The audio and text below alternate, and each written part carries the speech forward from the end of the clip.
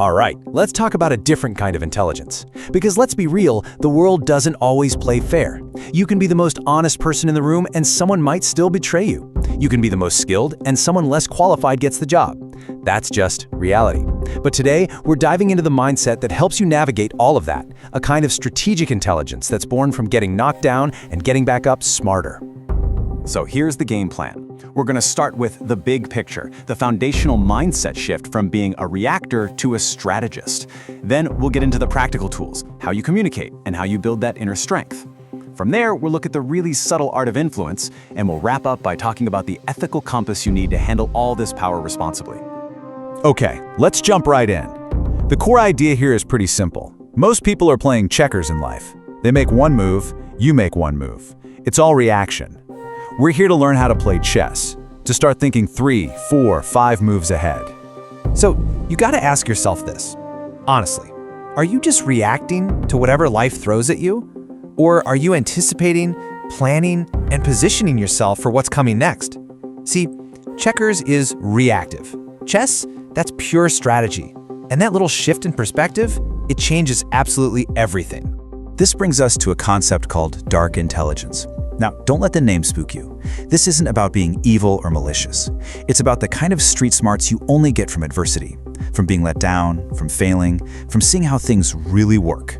It's the ability to stay cool and just watch, to listen while everyone else is shouting, to calculate while they're getting emotional, and to plan while they're just reacting. And this part is absolutely crucial. This knowledge is for defense, not for attack.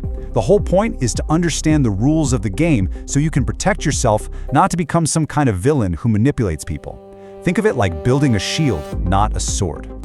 Okay, with that foundation set, let's get into the first set of practical traits. This is all about how you handle information and how you interact with people. It's about what you say, and maybe even more importantly, what you choose not to say. Man, this quote from Machiavelli just nails it. It's all about understanding that perception is an incredibly powerful tool. You don't have to show everyone all your cards. As a matter of fact, it's usually much better if you don't.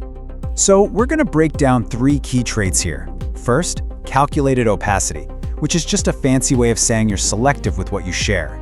Then there's the adaptive persona, being a chameleon with different types of people. And finally, the psychological echo, which is about listening on a whole other level. You'll see they all revolve around you taking control of the narrative. Just look at this example of calculated opacity. Someone asks what you're doing this weekend. The predictable answer is, fine. It's transparent, but it's also kind of boring, and it shuts down the conversation. But the strategic answer, I have something important to take care of. Whoa.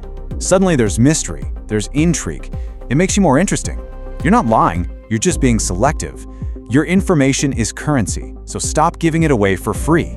And this right here perfectly explains the adaptive persona. I mean, think about it. You don't talk to your boss the same way you talk to your best friend, right? Well, strategic thinkers do that on purpose. They adapt their style. They're more analytical with analytical people, more emotional with emotional people. It's about connecting effectively. And the key is, you're adapting your presentation, not your core values. You're still water, whether you're in a tiny cup or a giant lake. All right, let's shift gears. All this external communication stuff is great, but it's useless if you don't have a solid foundation. So now we're going to turn inward and talk about building that unshakable inner core that fuels every single strategic move you make. Okay, I know. This quote sounds intense. But feared here doesn't mean you should be a tyrant. Not at all.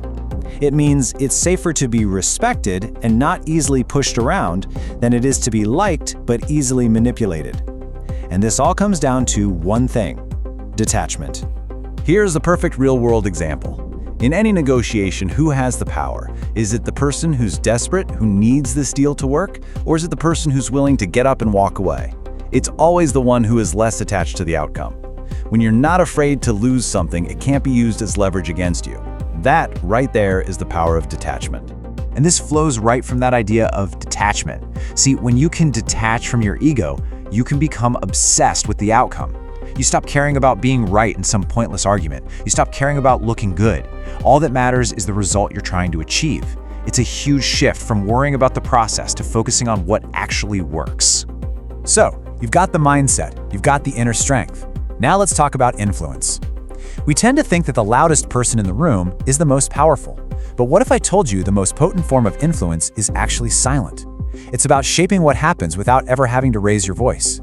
This quote kind of hints that acting unconventionally has its risks. And make no mistake, silent leverage is a high-level skill. It's about creating influence without saying a single word, about positioning yourself so that your presence alone changes the entire dynamic of a room. So how do you actually do it? Well, first, you master the strategic pause. Most people are terrified of silence and rush to fill it. When you're comfortable in that space, you control the entire conversation. Second, you build real alternatives in your life, so you never have to threaten to walk away. People just know you can. And third, you consistently solve problems and add value. You don't have to demand respect when your actions have already earned it for you. And now we've reached the most complex part of this whole thing. This isn't about throwing your morals out the window. It's about understanding that the real world operates in shades of gray, and sometimes the nice choice isn't the right one. This is the question at the heart of what's called ambiguous morality. Sometimes the action that makes you look like a great person on the surface actually leads to a terrible outcome down the line. And sometimes a decision that feels really tough or even harsh is the one that leads to the best result for the most people. Let's look at this situation. The nice thing to do might be giving a dishonest team member their fifth chance. But the pragmatically ethical choice is probably to remove that person to protect the rest of the team and the project itself. It's a hard call for sure, but it prioritizes the health of the group over the appearance of being kind to one individual.